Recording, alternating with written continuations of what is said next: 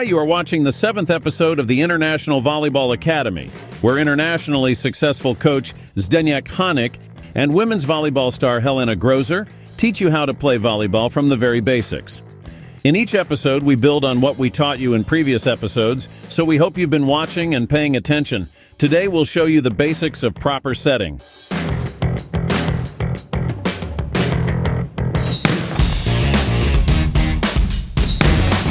A sample of top volleyball, where a Brazilian setter performs a set and combination called a pipe. It kind of previews what we want to teach you next. You already know how to control the ball when setting with your fingers and how your feet should work. Now we'll start working on improving your setting and slowly begin to find who among you has the ability to be the setter for whom the following drills are primarily intended. But the more players from other positions who can do them, the better. Before we start the real setting, we practice the setting above first. The reason for this is clear. The hands logically tilt more backwards, which is required for a proper set. It is always helpful to include a basketball because, as we mentioned in the first two parts, its weight helps to push the thumbs down better. And then, the endless cycle of setting above yourself begins, which the player just has to endure. Unfortunately, otherwise, you will never become a good volleyball player. So grit your teeth and go for it. The result will be worth it.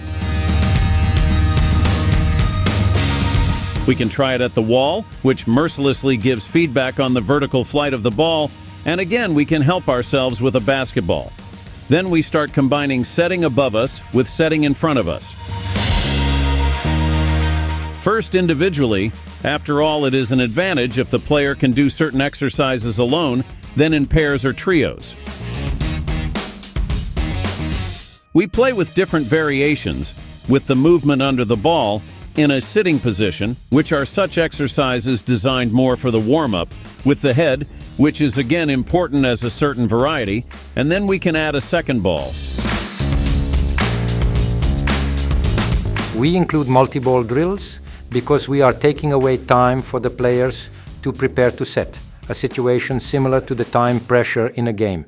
Then there are the change of pace exercises, obviously focused on locomotion. We are gradually making the conditions more difficult and continually bringing unpredictable situations into play. It is these exercises in pairs, trios, or fours that again give objective feedback on how the players are actually controlling the ball in their feet. These drills can no longer be done at half throttle, or they immediately end in a mistake. And that is exactly what we need. We test ball control, but also the endurance to withstand demanding drills. You can see that they are manageable not only by 15-year-olds with a coach, but also by 12-year-olds. Children at this age can handle coordination-intensive exercises. We just must not slacken in demands and correct their mistakes. And here are the most challenging exercises.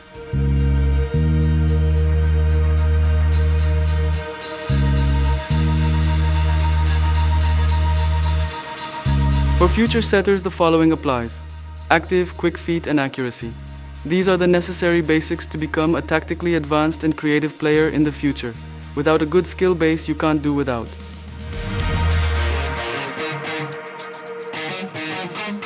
And of course, we have to spice up the training with game forms. The guys need that. Volleyball is a game, not a skill circus.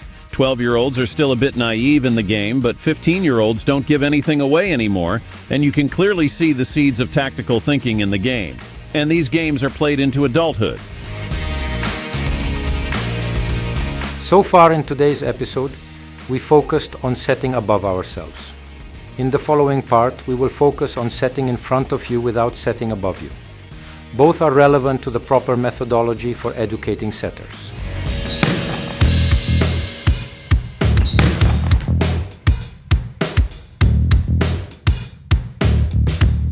First, we learn how to set the ball in front of us. It's not a proper set yet, like in the introduction shots, because during the proper set, we set the ball at an angle in a different direction than the incoming ball. However, such a set is the daily bread of a player, especially in warm-up. These drills, some of which you already know from previous episodes, are a preparation. Do you remember praying, headache? These were the drills in the early episodes that shaped the hands for proper setting, with emphasis on the horizontal position of the pinky edge of the palm, the simplest setting that occurs in volleyball, but we have to get the technique right again in training. Especially for prospective setters, it's all about the proper engagement of the thumbs, which press down and make a miniature movement under the ball. Again, the basketball serves us well. We perform first sitting, then standing.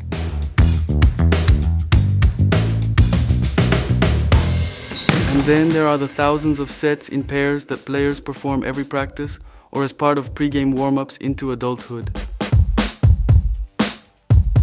These very simple sets don't put the player under time pressure. So we create training drills to create that pressure. For example, 2 basketball drills, not forgetting to move the feet consistently under the ball.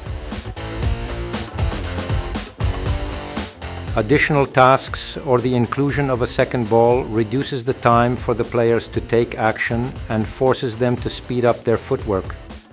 And then there's the 2-finger exercise.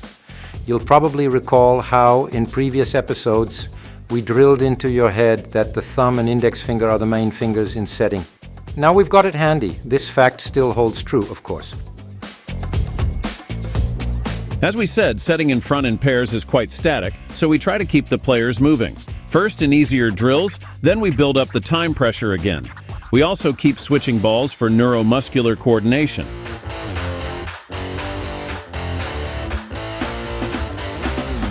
Experience has taught us that modern volleyball is all about time. That's why we steal it from the players in training to prepare them for the difficult situations that await them in the match.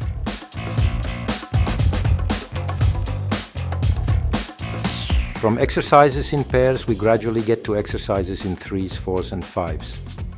However, regardless of the number of players, we still develop setting in front of ourselves, not at an angle, as in a case of proper setting. The point of all these drills is to work on 2 basic things that are essential parts of a good setter's skills. First, movement under the ball so that the setting can be done in a relaxed manner after the previous movement. And second, pressure for accuracy. Without accuracy, all these drills fall apart immediately. And in the game, inaccuracy means the impossibility of being a good setter, or at least a bad mood for the spikers who have complications in the attack after an inaccurate set.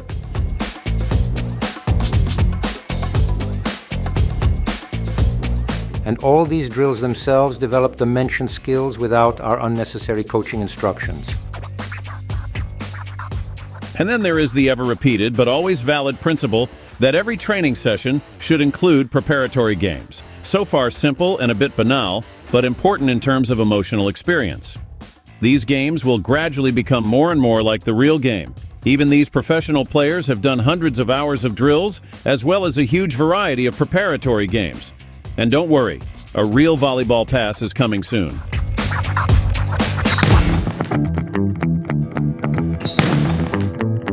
The exercises are designed for future setters, but can be mastered by other players as well. Setting over the yourself forces the player to tilt the wrist backwards. The overhead set is combined with the forward set. Setting in front of you is not yet a proper setting because it is done in the same direction as the incoming ball. It is a basic set used primarily in warm-ups. For setting above yourself and in front of you, we use individual drills, pairs, triples, 4s and 5s. Multi-ball drills shorten the player's time to assess the situation. We use game forms or preparatory games in every practice. In the next episode, we will finally focus on how to find a teammate with a set and how to make a back set. You will become true setters.